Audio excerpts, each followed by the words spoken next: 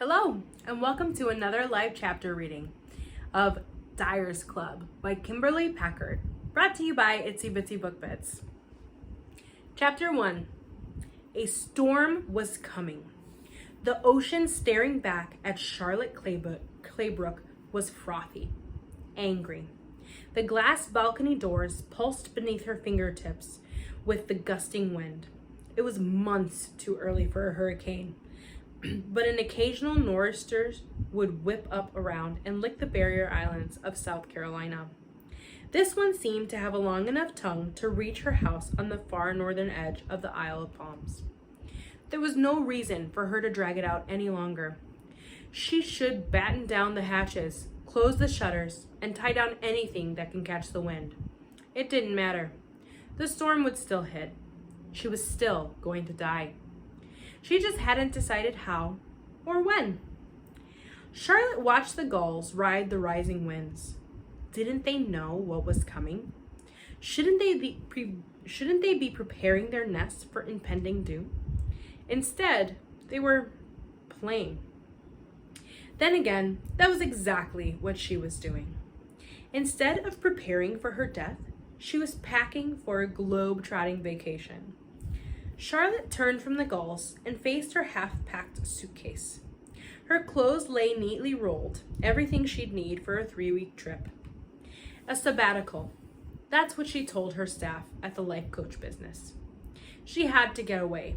Didn't want her colleagues, who'd come to see her as a guru to the grieving, hero to the hopeless, and lighthouse to the lost, to realize that she was, in reality, a liar, a fraud, an imposter.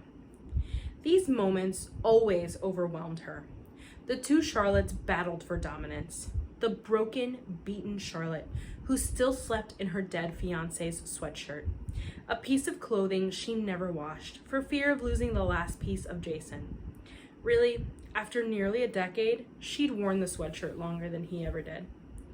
Then there was the healed survivor Charlotte, the woman who penned self-help books, headlined conferences, had a social media account with 100,000 followers, was often invited as a special guest on talk shows. She counseled celebrities who tried to relate to their fans by pretending to be broken. It was all so superficial.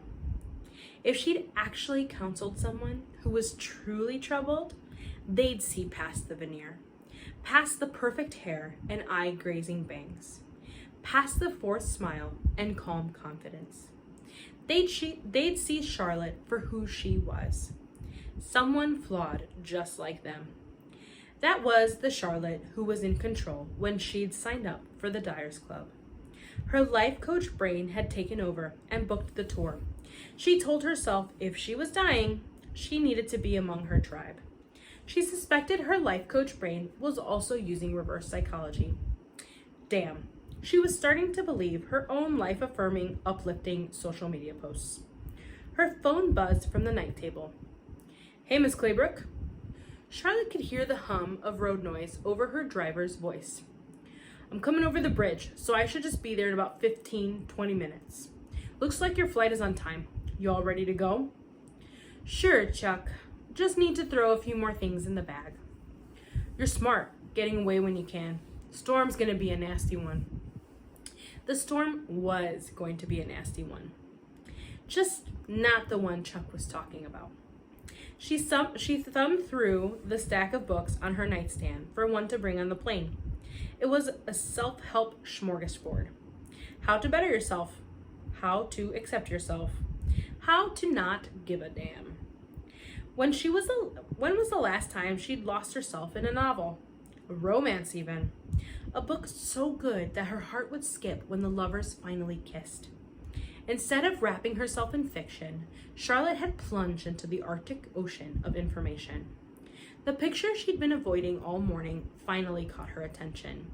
A decade younger version of herself, newly engaged, her cheeks flushed pink, her lips kiss-swollen. Jason was half facing her, his eyes closed and a crazy in love smile on his face. She recalled everything about that day perfectly. Or maybe she'd told herself the narrative so many times, the story endured where the memory faded. The perfect weather, a long walk on the beach, a promise of forever. She and Jason had only been dating a couple months. They couldn't agree on how they met. Charlotte swore it was when he nearly blown his Achilles trying to keep up with her on a 10-mile training run. Jason said he had to save her from a riptide while they were on the swim of a triathlon. Both were right. She clearly remembered the cute bald guy who'd nipped at her heels during a run. He'd huffed and puffed right behind her, while Charlotte had held tight to her 8-minute mile pace. Afterward, when the training group met up for a beer, he joked she'd run like the beer keg was nearly tapped. Between his Australian accent and the playful ice blue eyes, she'd stammered over a suitably flirtatious comeback and lost sight of him among the group of people. The next time she'd seen him was her first triathlon. A cold wind had whipped up the ocean and the sun burrowed behind thick clouds. Charlotte hadn't been worried about the swim. She'd spent many days crossing the pool at her gym. However, the minute she'd hit the water, trouble lapped at her like an unexpected high tide. Her muscles had seized at the shock of the cold sea.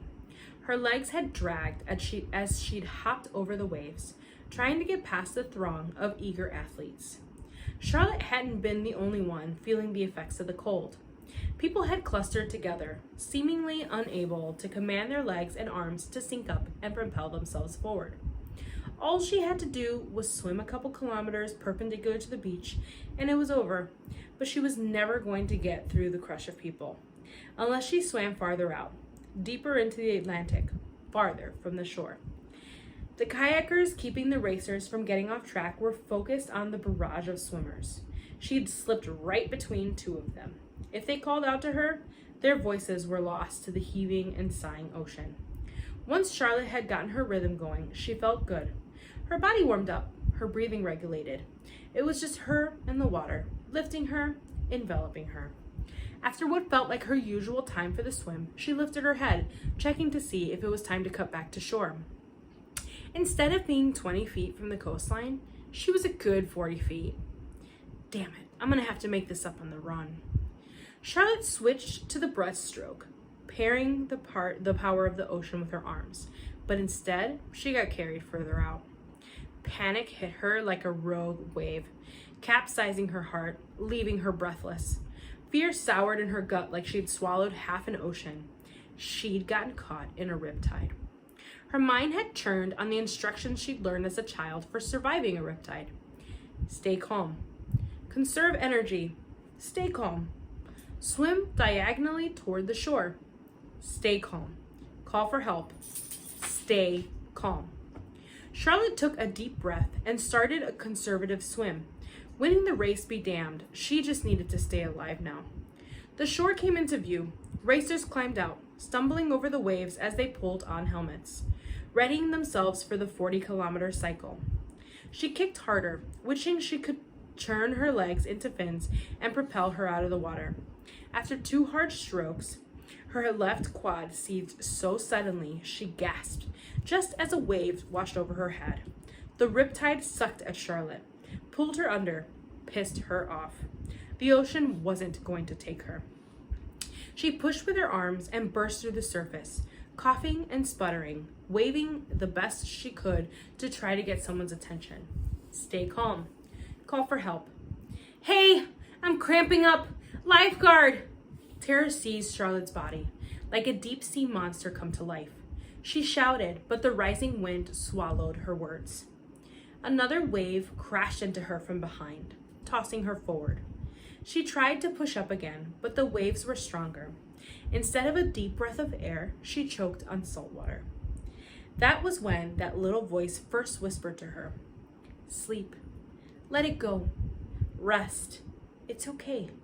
Let me take it away." She kicked, trying to find anything that could propel her up. After a lifetime in the ocean, her old friend was betraying her. Charlotte screamed into the water, releasing that last little bit of precious oxygen left in her body. The voice of the deep called to her again. No more trials. No more late night toiling over legal briefs. No more mindless depositions. No more droning judges. Only peace. Only light. Let it go. Sleep. For the first time since she'd gotten into the freezing ocean, she relaxed. She quit fighting and let her body sink. Let the water consume her. The first inhale of ocean water burned, but after that, nothing. It was like waking up from the best dream ever into the worst nightmare. The air was frigid, but her lips felt warm. People surrounded her. Sand scratched at her back. Her lungs were on fire, legs clenched tight. The faces around Charlotte were distorted, like she was seeing them through a snow globe. Except for one, Jason. "Sorry, I think I banged you in the head a bit," he grinned, even though concern touched the corner of his eyes. "I saw you go under. Didn't have time to pull off my helmet." "You?" she choked out. "Yep, me." His Aussie accent was like a sip of chamomile tea. Jason stayed with her while she fought off the concerned race directors and paramedics on the empty beach. The race had moved on with the clouds following the cyclists as they set off on their 40 kilometers. "Well, seems they left without us," Jason said, good-naturedly, as if he hadn't spent months of training and hundreds of dollars for the triathlon he'd never finish. "Since I got a kiss from you, giving you mouth to mouth, seems only fair I should buy you a pint." Charlotte never gave that race another thought. It was less than 2 months after he'd saved her life that he'd taken her back to the beach, got down on one knee, and asked to spend the rest of their lives together. He hadn't proposed with a traditional ring. Instead, he'd given her a life preserver, for when I can't be there to save you. That life preserver now sat in a chair in her bedroom, a place where Jason would have sat, putting on his shoes before work or going for a run. Some nights she'd put it in bed with her, resting her cheek against it, begging it to save her. Charlotte glanced out the window at the ocean. The same body of water that brought her to the love of her life in the same moment threatened to take her away. It was a beautiful monster. She filled her lungs with a deep breath and grabbed her phone, then launched the video app. This was where her duality was the hardest. Pulling herself out of the past and diving into the present that felt as real as the shocked images that come in picture frames. A type of happiness that could only be found by people playing a role. She hit record. "Hey y'all, Charlotte here." Her reflection looked calm yet excited. "Just a quick video about knowing when it's time to replenish your soul. We all work so hard, give so much, pull from our well of what we offer others. But that well can run dry. And when it does, it's time to fill it back up. That's what I'm going to be doing over these next few weeks. Taking time to do some traveling, to fill my well. I'll be checking in from time to time and posting videos, so stay tuned and take care of yourselves." She sent the video to her social media manager, letting Jules work her magic with filters and hashtags.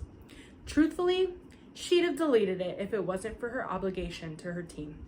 Obligation was like living on junk food. It kept her going, but did nothing to offer nourishment. Was that what gotten her to this point? A decade of living for other people and fulfilling obligations left behind the outer shell of Charlotte Claybrook, and on the inside was nothing more than ash? The doorbell chimed through her house.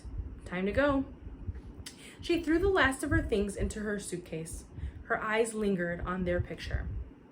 The girl in the frame smiled with her eyes, gazing up at the man she loved. The man who'd saved her once. The man she prayed could save her again. That's all for today's reading. Hope you guys enjoyed it.